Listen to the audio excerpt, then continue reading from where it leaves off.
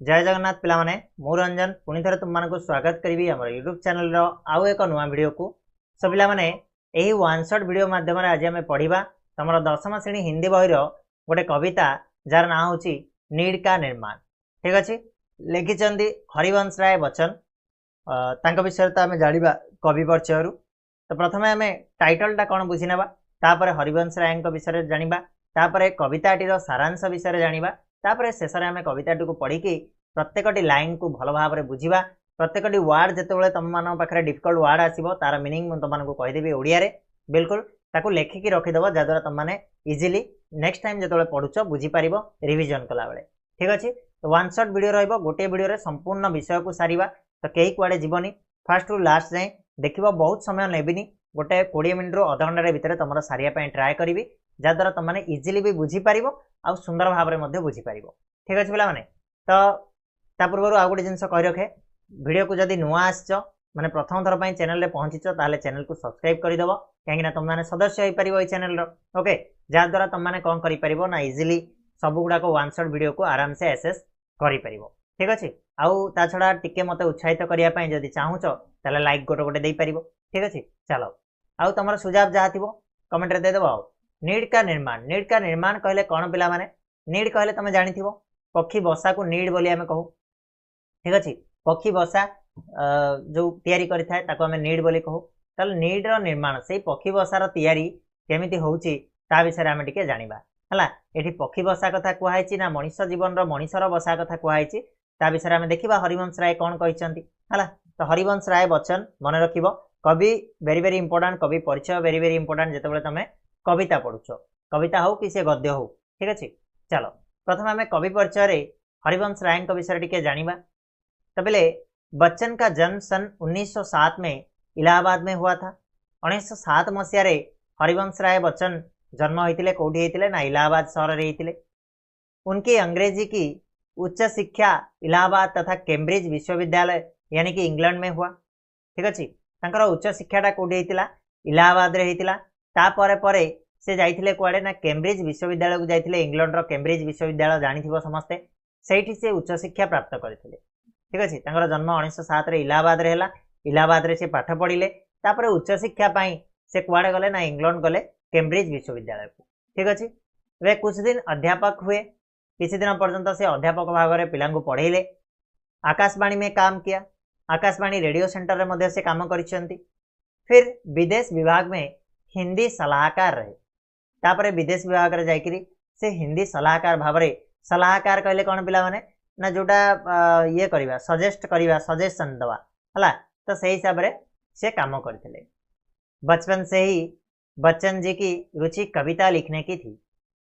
पिला दिन जमी आमर तुलसी दुई पत्र बासे ठीक से भाई पिला दिन हरिवंश राय बच्चन रुचि रुचि अर्थात इंटरेस्ट है जोटा कि तुम कह कौन ओडिया कौन कहते से आमर इच्छा कौन थिला ना कविता लिखिबारे थिला। ठीक अच्छे उनकी कविताओं में जीवन का जीने के लिए जाने वाले नाना कार्यों का वर्णन हुआ है। हालांकि से कहते कौन तांकर जो कविता गुड़िक जीवन वर्णना कराई जीवन रे बंचिया पाई हेले जो सब काम गुड़ाक करने पड़े से जिनसर वर्णना कराई। उन्होंने जीवन को अत्यंत महत्व दिया है जीवन को से बहुत महत्वपूर्ण बोली प्रतिपादित कर जीवन आम खाली एमती पाई जाई ना गोटे महत्वपूर्ण जिनिस आमको मिली तार सदुपयोग केमिति कराजिबो ता विषय में कविता गुड़िक देखा मिले। ता छड़ा उन्होंने जीवन को अत्यंत महत्व दिया। इस कविता में भी जीवन को हर पल जीने की प्रेरणा दी गई है। जीवन को जेकोसी परिस्थिति आसना कहीं आमको बंचार आशा केवल छाड़ा कथा नुह से जिनस को कवितार से प्रतिपादित कर प्रेरणा देइछंती जे प्रति समय प्रति मुहूर्त प्रति सेकेंड आमको आम जीवन को बंचार अच्छी जेते दिन पर्यंत बंची बिंदास बंचार अच्छी। विपत्तियों में निडर होकर लड़ते रहने को उत्साहित किया गया है। से ही कविता माध्यम आमको उत्साहित करिसेंती जे चाहे जेते विपत्ति आसू जेते दुख आसू जेते कष्ट आसू आमको निडर होकरी बिल्कुल दृढ़ भाव में कौन प्रतिहत करार अच्छी लड़ीकी आमको बंचार अच्छी आमको जीवार अच्छी बोली से कविता माध्यम प्रतिपादित कर किसी रचना गुड़िक जदि आम देखा ताले से भितर इम्पोर्टाट हूँ दो चट्टानों के लिए तांकर से कविता गुड़िक भितर दो चट्टानों के लिए दो चट्टानों जो लिखिंट से साहित्य एकाडेमी की ओर से पुरस्कृत किया गया है। एटा पिला माने वेरी वेरी इंपोर्टेंट मन रखिबो। कोउथि साहित्य एकाडेमी पुरस्कार मिलछि ना दो चट्टानों के लिए उन्हें साहित्य एकाडेमी पुरस्कार में सम्मानित किया गया है। सन 1976 में उन्हें पद्म भूषण की उपाधि से भी सम्मानित किया गया। 1976 मसीह पद्म भूषण मिलता पद्म भूषण उपाधि मिलता भारत सरकार वन ऑफ द ग्रेटेस्ट बोली आम कहीपर ठीक अच्छे प्राइज बोली आम कहीपर। तो 1976 मसीह से उपाधिटा मिलता पद्म भूषण उपाधि मिलता। ये दुटा जिनस वेरी वेरी इंपोर्टेंट मन रखिबो एग्जाम रे आसे। क्लियर पिला माने वर्तमान आम कविता उपरकू जावा कवितार भावधारा को टिके बुझिबा तापर कविता को जाइए गोटे गोटे लाइन को भलसे मुझे तुमको बुझेदेवी। ठीक अच्छे देखो देखा जाता है कि चिड़िया अपनी नीड या घोंसले को बार बार बनाती है। कवि हिसाब से कहते कौन ना आम देखा पाऊ जे चिड़िया चिड़िया बा पक्षी जोड़ा रोचे है कि चढ़ई से कौन करे ना तार नीड बा घोसला तार से जो रहा जगह को से बारंबार तैयारी करता है। जेते थर भांगिले आज तैयारी करथिबो के भांगीदेला देखियो काली परदिन आसला 2 दिन हेला आउ थरे से गोटे तैयारी कर देथिबो सेठी भांगिले पुणी आउ गोटे जगह जाके आउ थरे तैयारी कर देथिबो। तो बारंबार बारंबार से तार घोसला बा नीड को तैयारी करिथाय। ऐसे मनुष्य भी नए नए घरों का निर्माण बराबर करते रहते हैं। ठीक सही भली मनीष मध्य कौन करे रहिया पई नुआ नुआ घरर निर्माण करि चलि थाए हला बारंबार करूची बराबर करूची ना कि से रहिया आमको कौन आमर गोटे छोट घरटे अच्छी माने आम सब इच्छुक था आमर गोटे घरटे केमिति भलटे रहिबो ना कि कौन थाउ कि न थाउ घर गोटे भल आम केमिति तैयारी करबा सेठी आम केमिति भल से रहिबा सेही जिंस उपर मनीष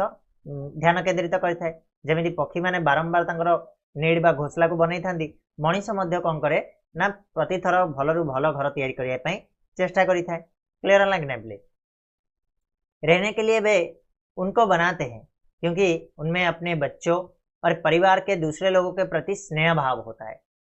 कौन पाई मनीष घर तैयारी करथाय रहिया पई करथाय। तुमको आज्ञा एटा गोटे की कथा हां रहिया पई आ करिया ना आ कोन से घरटा को फंगाड़िया पई करिया नहीं रहिया पई करथाय किए रहिबो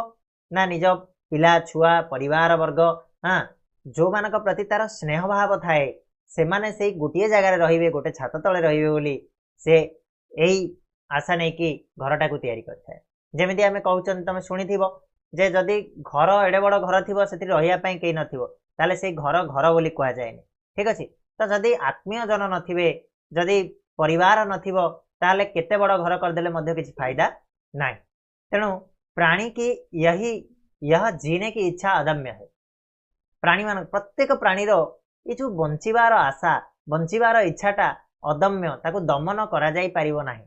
ताको नष्ट करा जाई परिबो नाही। ये केबे भी नष्ट हुए नहीं माने प्रत्येक प्राणी पाखरे से बंचिबार आशा रहिबो ही रहिबो। इसलिए नीड या घर बार बार टूटने पर भी पक्षी और नर नारी उसे बनाते रहते हैं। से कवि ये कहते जे नीड हो कि घर हो बारंबार भांगिले मध्य से पक्षी हो कि नर नारी माने हुंतु से माने बारंबार सेटा को तैयारी करिवारे लागि जांती कहीं ना से जो बंचिबार इच्छा हाँ से जो परिवार वर्गर भितर थिबा प्रेम स्नेह से टिकियक आशा पाई से माने बारंबार से घर को तैयारी करिवारे लागि पड़ती। आ कौन कहले कवि छोटे लोगों का जीवन छोटी चिड़िया का नीड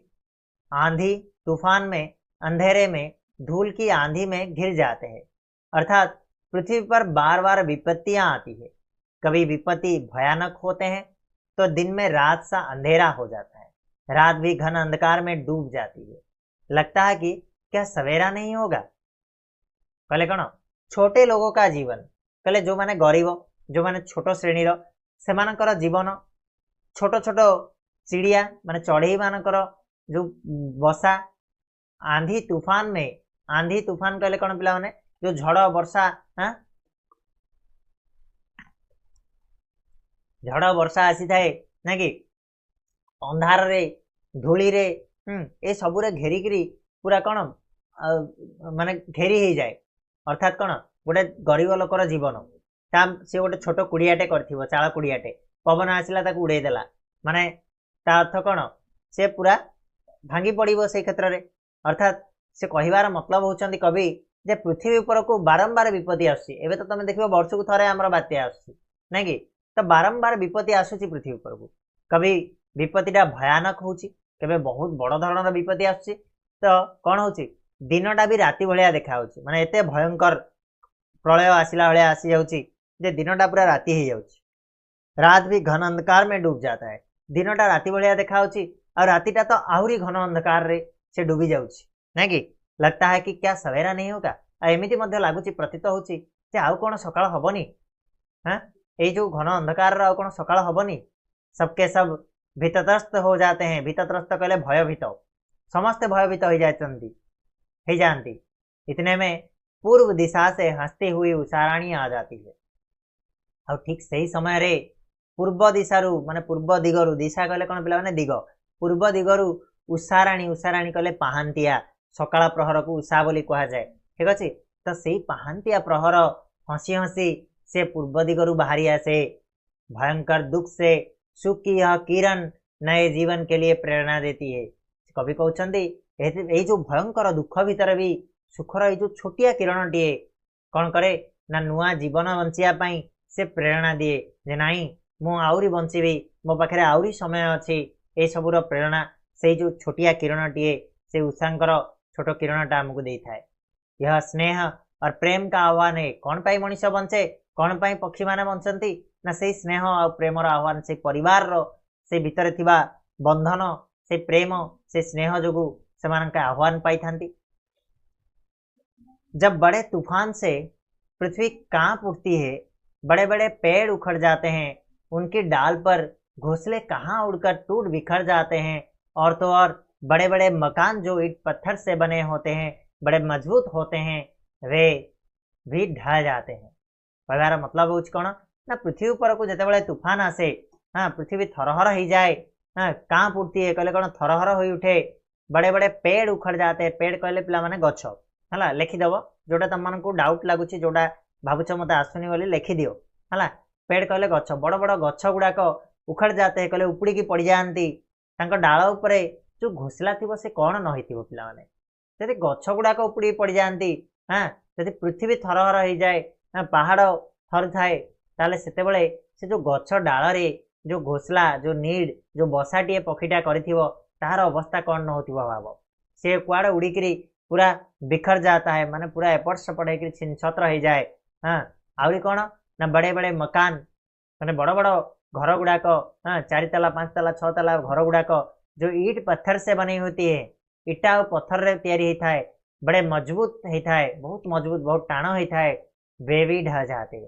से गुड़ाक मध्य कौन हो जाए ना माटी रे मिसी जाए ना कि। उस वक्त एक छोटी सी चिड़िया नए जीवन की आशा लेकर आसमान पर चढ़ जाती है। वह विपत्ति से डरती नहीं, चाहे जो हो नीड का निर्माण फिर करेगी हला। तार्थ सही समय रे, सही जो तूफान समय रे, सही झड़ झंझा भितरे गोटे छोट चिड़ियाटीए, गोटे छोट पक्षीटीए कौन करे ना निज जीवन को बंचिवा आशा रे, हाँ जीवन की आशा लेकर, जीवन बंचिवा आशा नहीं करी आसमान पर चढ़ जाती है, आकाश को उड़ी की चली जाए। आउ से विपत्ति को डरे नहीं, चाहे जो हो जाए, जहाँ भी हो जाऊ ना कहीं, पुणी थरे से तार घोसला तैयारी करिबो, पुणी थर से तार बसा तैयारी करिबो, नीड का निर्माण फिर करेगी हला। कुछ मनुष्य भी ऐसी उत्साही होते हैं। मनीष मानक भितर मध्य किछि मनीष मध्य एमिति अछंती जो माने आकाशर एई बड़ बड़ भयानक दांत, कहले वज्रपात, आंधी, तूफान, घने बादल ना कि। वज्रपात कहले कौन रे घड़घड़ी हो कि से बिजुली हो, आंधी हो, तूफान हो, जहाँ भी जाऊ ना कहीं से माने डरंतिनी, से माने कौन नुआ गोटे घर तैयारी करिवार लागी पड़ती। आ यही वज्रपात, आंधी, तूफान, घने बादल ये सब भितरु उषा कौन करे हसी हसी आसी जाए। से पहांतिया प्रहर हसी हसी आसी जाए। जब बादल गरजते हैं, जब चिड़िया चहचहाती भी है, कहले कौन बादल जेतेबेले गर्जन करे अर्थात से जो घड़घड़ी शब्द करे सेतेबेले चिड़िया मध्य धीर रुएनी, से मध्य चहचहाती, कहले कौन सी मध्य शब्द करी थाए। तेज हवा के भीतर चिड़िया चोंच में तिनका लेकर उड़ जाती है। और एते 49 पवन भीतर मध्य एते प्रखर पवन भितर चिड़िया माने से पक्षीटीए ता चोंच कहले थंट पिला माने एटा मन रख चोंच कहले कौन ना थंट थंटरे गोटे तिनका नहीं से उड़ी जाउची तिनका कहले घास खंड बा काठी बा कुटा बोली कहि परिबो से कुटा नहीं कि उड़ी जाउची आउ थरे से तैयारी करिवो पुणी तार नीड को बनैबो बोली से जाउची वह 49 पवन की भी परवाह नहीं करती ताकू मध्य डरे दिए कौन सी फरक पड़ुनी बही थाउ पवन केते जोर रे बहुची बहु मते मोर पुणी कुड़िया बनैबार अछि बोली से जाउची हला नाश कवि आउथरे कहउचंदी नाश से दुख तो होता है लेकिन उसको निर्माण या सृजन का सुख दबा देता है कहले नष्ट होबार तो दुख होउची आम भितर आम पाखरे जदि गोटे अच्छी घरटे आम करिसंती से घरटा जदि नष्ट हो गला ताहले सेथिरे हमकु दुख तो हबो किंतु सेथिरे निर्माण बा सृजन नुआ गोटे तैयारी करिवार सुखटा केबे हेले दबी जीवनी ठीक अछि पुराना जदि हमर नष्ट हला ताले हम निहाती भाबरे गोटे नुआ जिनिस तैयारी करू सेही सुखटा जो नुआ जिनिसटे हबार जो सुखटा सेईटा को केबे हेले दबई पारिबनी ए जो नष्ट हबार दुखटा ठीक अछि प्रलय होता है प्रलय होउची उसके चारों ओर सन्नाटा छा जाता है प्रलय पर तुम देखिबो कोन पूरा एकदम सुनसान तुम जो बात्या आइतिला 2013 रे देखिथिबो नै कि हुए तो तुम मनकर मन थी कि 2013 बात्या छोट होइथिबो ना हेतळु तो पूरा भयंकर होइतिला हला कि मु तो पूरा आमर गोटे कबाड़ को बिड़ी धरती राति सारा 260 प्लस पवन होइतिला हला फील करछि मु आम घरे कहते 99 रे जतले आमर बात्या होइतिला से समय तो मु माने बहुत छोट गोटे वर्ष होइतिला मते ठीक अछि तो 2013 बात्या को मु अंगे निभैछि फील करछि जे केमितिका बात्या हेइथाय हला भयंकर बात्या बोले सेटा गोटे आउ जो बाकी आछि सेटा किछि न बोली हम कहि परिबा ठीक अछि तो से प्रलय परे चारियाडे कोन हेइथाय ना सन्नाटा खेले जाए लेकिन फिर से नई सृष्टि के गीत भी बार बार गाए जाते हैं किंतु सही समय परे नुआ सृष्टिर गीत बारंबार गाई जाए थाए ना कि प्राणी मरता नहीं बार बार जीता है इसी जीने को जीवन कहते कभी कहले प्राणी के पहले मरे नहीं से बारंबार बंचिया को चेष्टा करे बारंबार बंची थाए आ ये बंचिबार जो आशा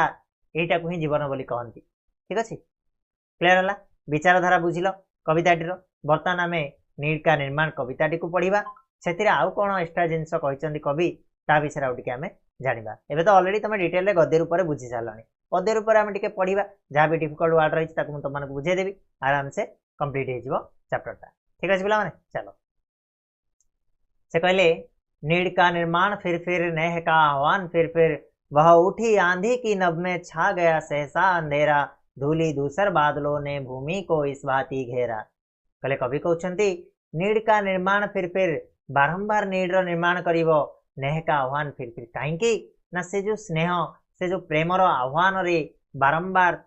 पक्षीटीए कौन करछि ना तार घोसला बा नीड रो निर्माण बारंबार करुछि से कहले वह उठी आंधी के नभ में छा गया सहसा अंधेरा से कहते नभ नभ कहले आकाश ठीक अच्छे लिखि दियो पिला माने आकाश नभ कहले आकाश तो आकाश रे आंधी उठी तूफान उठी ना कि छा गया सहसा अंधेरा सांगे सांगे चारियाडे कौन है अंधकार रे भरपूर हो जाइए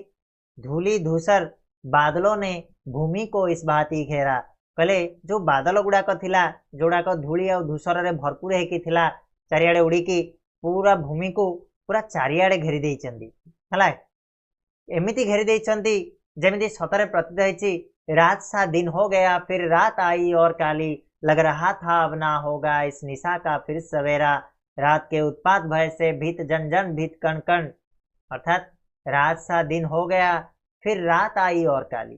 कवि कहते जे भूमि को एमिति घेरी देइछि से धूली धूसर रे बादल जो भरपूर होकर भूमिटा को एमिति घेरी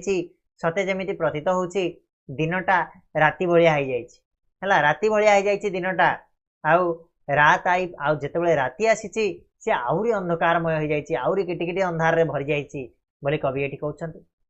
लग रहा था अब ना होगा इस निशा का फिर सवेरा आ एमिति प्रतीत होइछि एमिति लागुछि सते जेमिति आउ केबे हेले एई निशा निशा कहले एई रातिर सकाळ हबनी निशा कहले पिला माने राति लिखि दियो हला राति तो एई रातिर आउ सकाळ जेमिति हबनी एमिति का लागुछि एमिति भाबरे भयंकर आंधी तूफान आसीछि जे दिनटा मध्य राति भलिया हो जाइछि आ रातिटा आहुरी अंधकारमय आहुरी डरावनी हो जाइछि सते जेमिति प्रतीत होउछि जे एई रातिर आउ सकाळ हबनी राति आउ केबे पाइबनी। हाँ इस निशा का फिर से लग रहा था अब ना होगा इस निशा का फिर सवेरा आउ थरे ये सकाळ हब बोली लागु नथिला। रात के उत्पात भय से भीत जनजन भीत कण कण कहले कण ए रातिर जो उत्पात ए जो भयंकर आंधी तूफान आसीची ए यार उत्पातर भय रे भीत जनजन माने प्रत्येक व्यक्ति प्रत्येक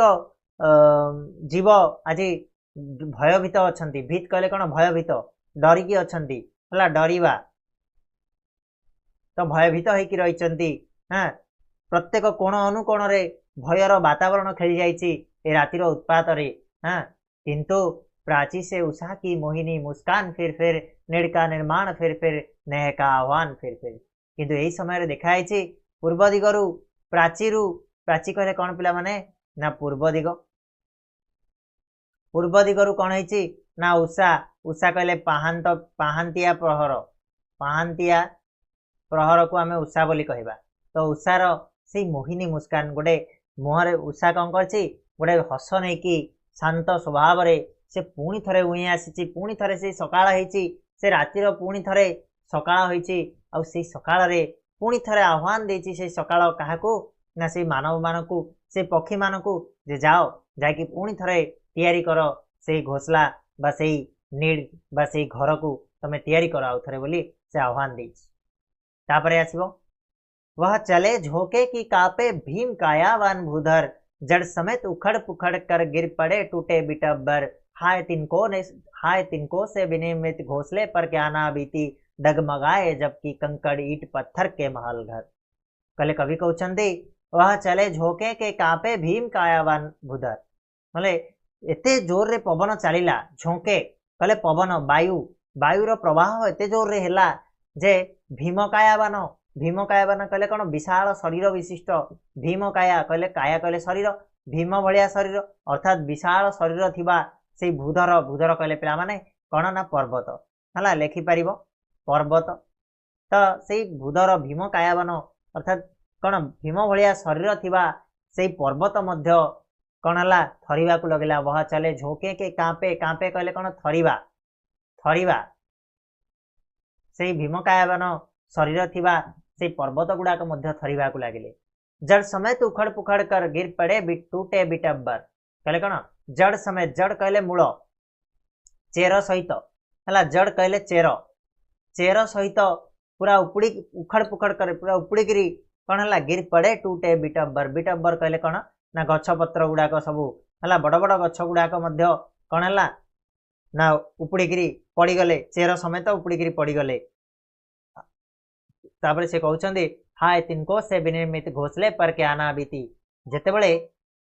गछ गुड़ाक एडे एडे बड़ बड़ बर गछ गुड़ाक मध्य पड़ीगले ताहले सेते बळे ए जो छोट छोट काठी कुटारे तैयारी हेतिबा से घोसलार अवस्था कौन न हेतिबो भाव ना कि जो गुड़ाक छोट काठी रे तैयारी हेछि जो गुड़ाक आमे फुंकी देले उड़ी पळेबो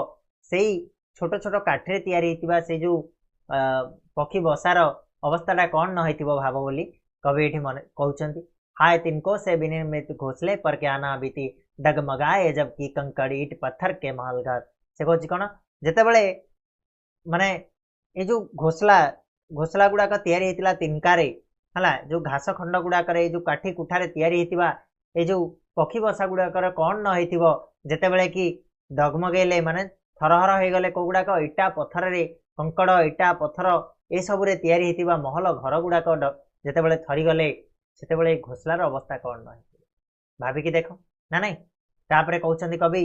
बोल आशा के विहंगम किस जगह पर तू छिपा था जो गगन पर चढ़ उठता गर्भ से निज बक्ष फिर निड़ का निर्माण फिर नए का आह्वान फिर कहउछंदी बोल आशा के विहंगम रे आशार विहंगम एठी कवि मनीषर आशा को पक्षी सहित तुलना करछंदी विहंगम सहित तुलना करछंदी। विहंगम कहले कौन पिला माने ना पक्षी ना नहीं तो एठी कवि मनीष मनर से आशा को से पक्षी सहित तुलना करछंदी कहछंदी हे रे मनीष मनर से आशा रूपक पक्षी किस जगह पर तू छिपा था कोठी तू लुचिकी बसिथिलु जो गगन पर चढ़ उठता गर्भ से निज बक्ष फिर जे बारंबार तू से आकाश रे गर्वर सहित निज छाती को फुलेकी चढ़ी जाऊचु आउ थरे निर्माण करिवु आउ थरे से घर को निर्माण करिवु आउ थरे से स्नेहर आह्वान रे डाकरा रे तू कौन करछु ना आउ थरे निर्माण करिया पई पळौछु एते बड़ कौन आंधी तूफान माड़गला पर मध्य पुणी थरे तू आशा हारिनु ए आशार विहंगम कोठी तू लुचिकी थिलु जे ए आकाश ऊपर चढ़ी जाऊचु निज बक्ष को फुलेकी निज छाती को फुलेकी कवि कहते बुझेला कि नहीं तापर कहले